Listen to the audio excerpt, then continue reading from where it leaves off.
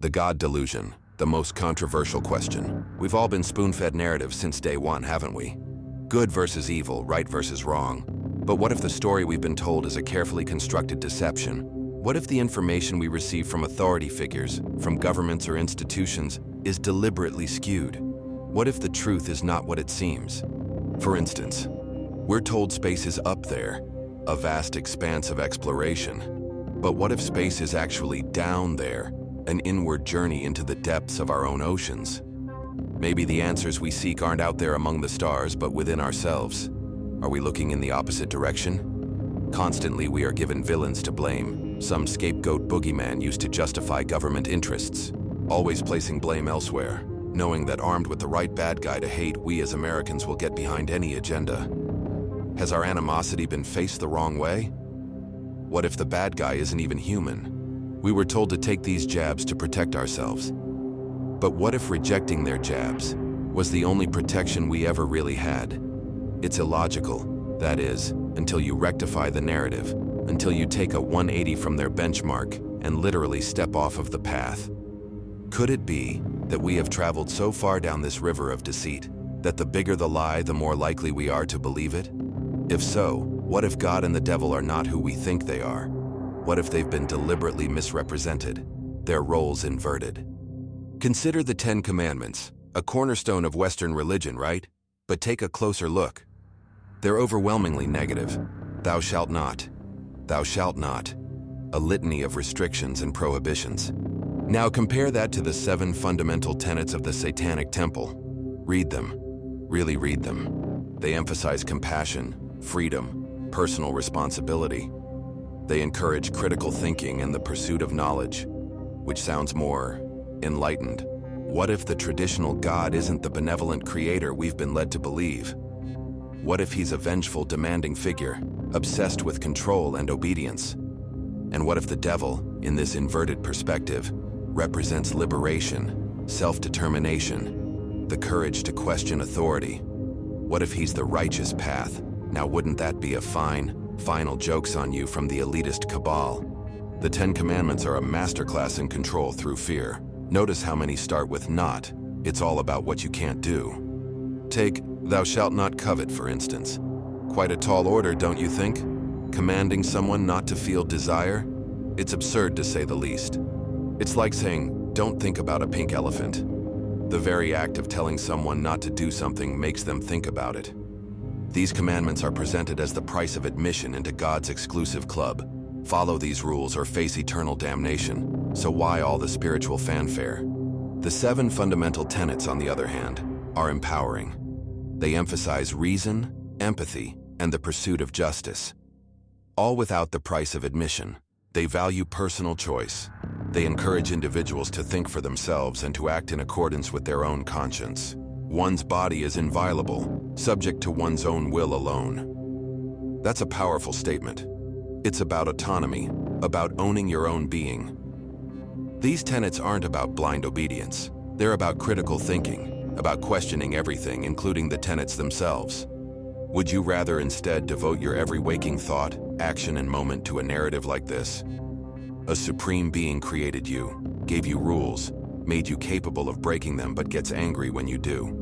Gives you free will but tells you exactly how to use it. Choose wrong and burn eternally. He loves you unconditionally, but if you don't love him back the right way, you'll suffer forever. Out of love.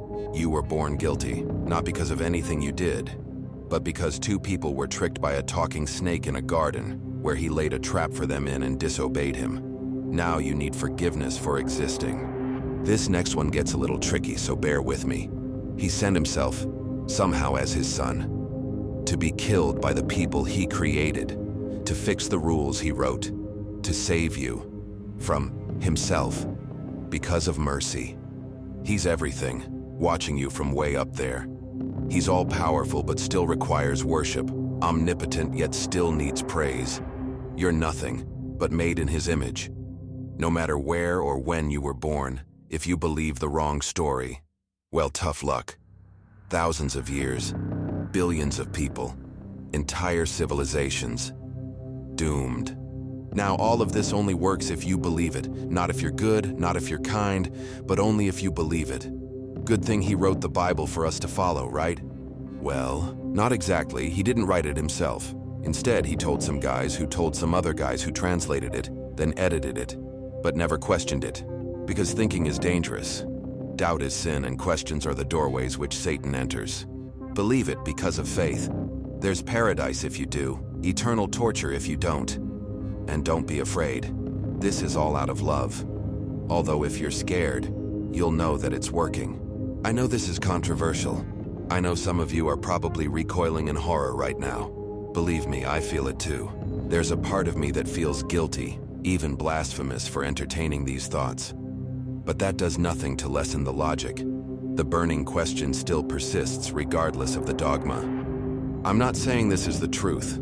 I'm not declaring that God is evil and the devil is good, or that either of them even exist at all. I'm simply posing a question. Think about the actions attributed to the traditional God. The floods, the plagues, the constant demands for sacrifice and obedience.